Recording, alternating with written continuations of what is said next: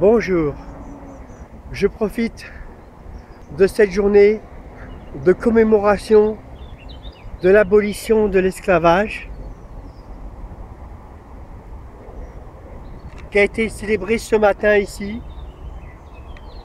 Et cette statue est levée à la gloire de l'esclavage, de la fin de l'esclavage, à la gloire de la fin de l'esclavage. C'est sur ces images que je vais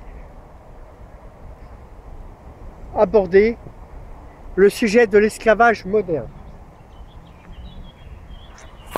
Alors voilà, l'esclavage est un bon début pour parler de l'esclavage du monde d'aujourd'hui et de l'esclavage du monde de demain.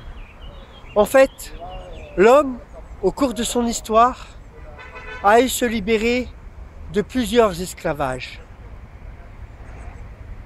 Parce que c'était plusieurs visions du monde restreintes, réduites aux seuls individus du groupe, considérant le monde comme un monde extérieur menaçant, différent, étranger. Au fur et à mesure que l'homme a grandi en tolérance, en ouverture sur le monde, il a grandi en tolérance et en ouverture sur lui-même. Et il a fallu que l'homme comprenne qu'il n'y avait pas de race, que tous les hommes étaient les mêmes. Et maintenant, il est temps de dire la raison. La raison en est la suivante. L'homme n'est pas sa chair. L'homme n'est pas son visage. L'homme n'est pas ses yeux, n'est pas sa bouche, n'est pas sa couleur de peau, n'est pas son sang. L'homme, chaque homme, est un homme différent. C'est un esprit construit dans son unicité, dans son rapport à la vie, au monde, aux autres. Chaque être est unique. Alors il est temps d'abolir tous les autres esclavages qui restent. Et je vais les citer un par un. L'esclavage de la femme. La femme n'a pas à se soumettre à l'homme. La femme est un être libre. Toute femme est faite d'un être libre et chaque femme est unique. Et une femme peut ne pas être une femme. Et un homme peut ne pas être un homme. Nous sommes des êtres psychiques. Nous nous projetons dans l'identité que nous voulons aujourd'hui. Et les êtres sont multiples. Ils sont à la fois féminins, masculins. Ils sont sans genre ou bien transgenres. Les êtres sont uniques et ils ont droit d'être ce qu'ils sont. Aujourd'hui, j'apporte la liberté pour tous les êtres de la création. C'est la fin des esclavages.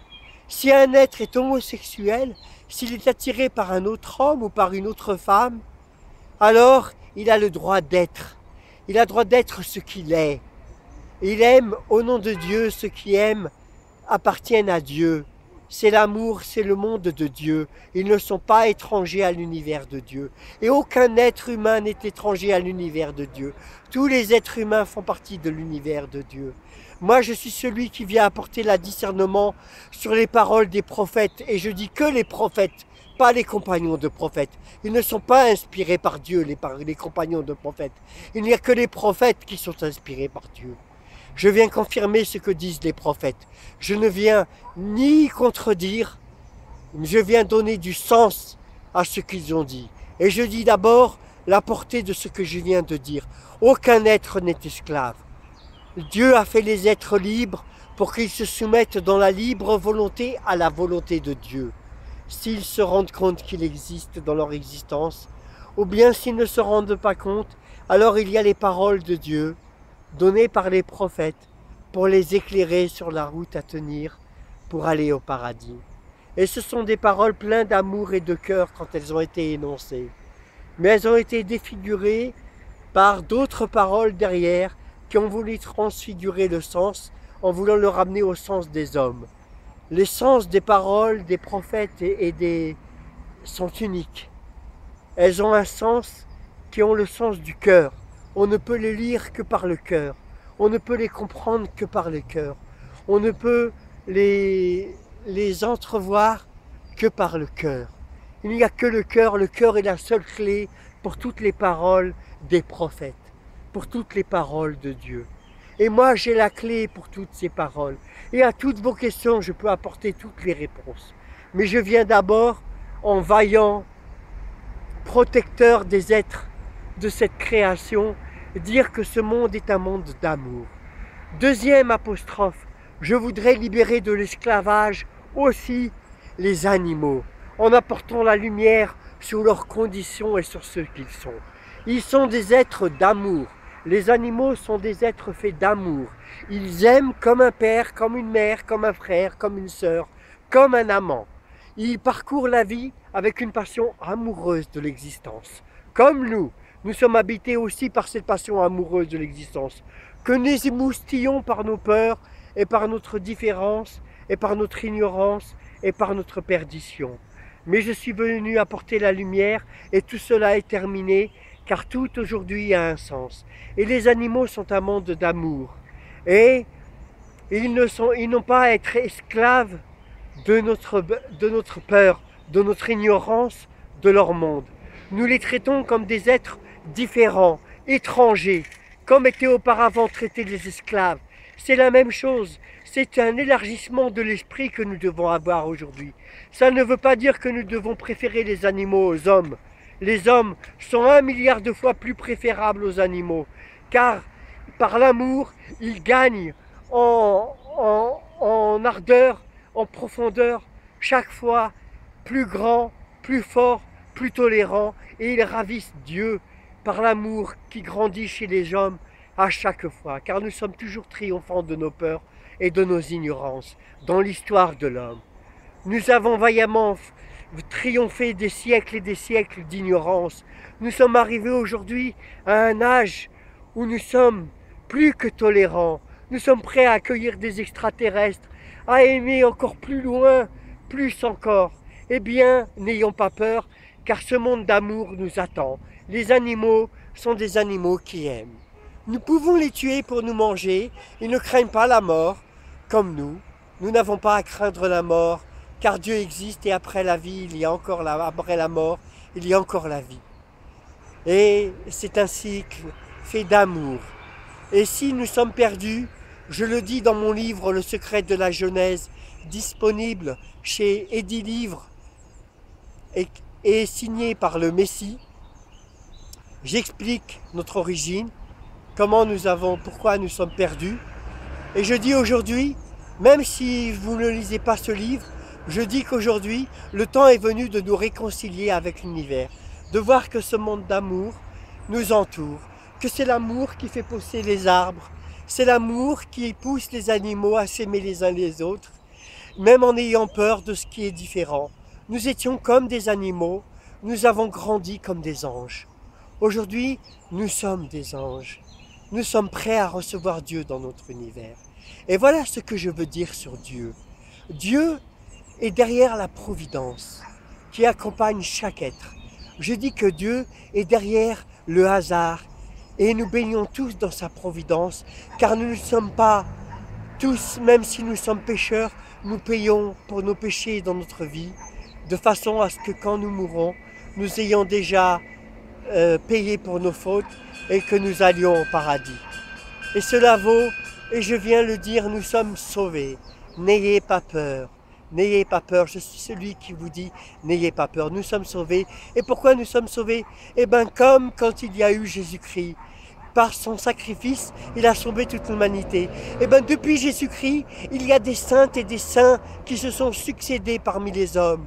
Et nous voyons bien autour de nous il y a des justes, il y a des hommes qui sont profondément bons. Regardez les trisomiques, comme ils sont naïfs, comme ils sont bons, ils ne pêchent pas, ils sont nés de Dieu.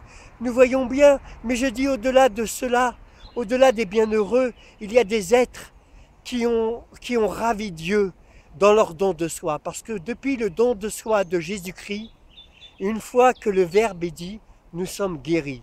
Une fois que nous avons témoigné de Jésus-Christ, nous sommes guéris car nous sommes capables de réitérer son itinéraire, de réitérer sa foi en Dieu et de réitérer son amour des hommes. Et depuis Jésus-Christ, les hommes ont été légions à se donner pour les autres. Et ils ont donné, et c'est grâce à eux que nous sommes à chaque fois rachetés pour nos fautes. Vous comprenez? Nous sommes rachetés par nos fautes parce que des hommes se sont donnés à Dieu depuis que Jésus-Christ s'est donné à Dieu comme exemple. Son exemple a été suivi. Et pour exemple, je vous le dis aujourd'hui, regardez autour de nous, regardez autour de vous-même, vos voisins, vos proches. Regardez comme ils sont gentils, comme ils sont prêts à rendre service à tout moment. C'est notre nature d'être des anges. Et Jésus-Christ nous a donné courage, et Mahomet nous a donné courage à être des anges, à être bons, à être altruistes. Et nous sommes arrivés à une société qui, même sans Dieu, même sans les religions, est altruiste et bonne. Nous sommes arrivés à un monde aujourd'hui où nous pouvons accepter les animaux comme des êtres d'amour qui font partie de notre existence. Nous sommes prêts maintenant à construire ce paradis sur terre. Les guerres, les gens ne sont plus prêts à donner leurs enfants pour la guerre. On n'est pas prêt à mourir pour des causes. On est prêt à vivre. Ce monde est fait pour vivre, il est beau, il est harmonieux. Nous avons tous compris le message de Dieu. Il ne faut plus avoir peur. Nous sommes faits pour vivre dans ce monde en harmonie. Suivez-moi, mettez-vous derrière moi, questionnez-moi, testez-moi. Ne donnez pas votre confiance comme ça, peut-être, mais quand même, je dis à un moment donné, donnez confiance à votre cœur, à vous-même. Ayez foi en vous, comme j'ai foi en moi, comme j'ai foi en chaque homme. J'ai été au bout des hommes. Je ne suis pas un connaisseur des livres. Je suis un connaisseur de la vie de tous les jours. Je suis un connaisseur de la vie des cœurs des hommes. Mes compagnons ont été les fous, les pauvres, les mendiants. Les gens que j'aime sont tous les hommes de la terre et de cette terre. Et je témoigne pour Dieu et je témoigne pour les hommes. Et je vous dis, Dieu existe pour ceux qui ne le savent pas. Et il accompagne la vie de chaque homme. Et du mieux qu'il peut, même s'il ne croit pas en lui. Et tant qu'on aime, on est dans le chemin de Dieu. Voilà ce que je veux dire. Je vous remercie. Libérons-nous de tous les esclavages pour rendre tous les hommes heureux et libres d'aller vers Dieu dans le libre don de soi. Et libres d'aller vers les hommes dans le libre don de soi. C'est cela le chemin vers Dieu. Il n'a pas changé depuis des millénaires. Je suis le Messie, je suis celui qui apporte la lumière, qui éclaire sur les choses et qui apporte le discernement. Je vous le dis, nous sommes revenus à un monde extraordinaire où nous allons grandir tous en frères dans cet immense village qu'est la terre. Merci.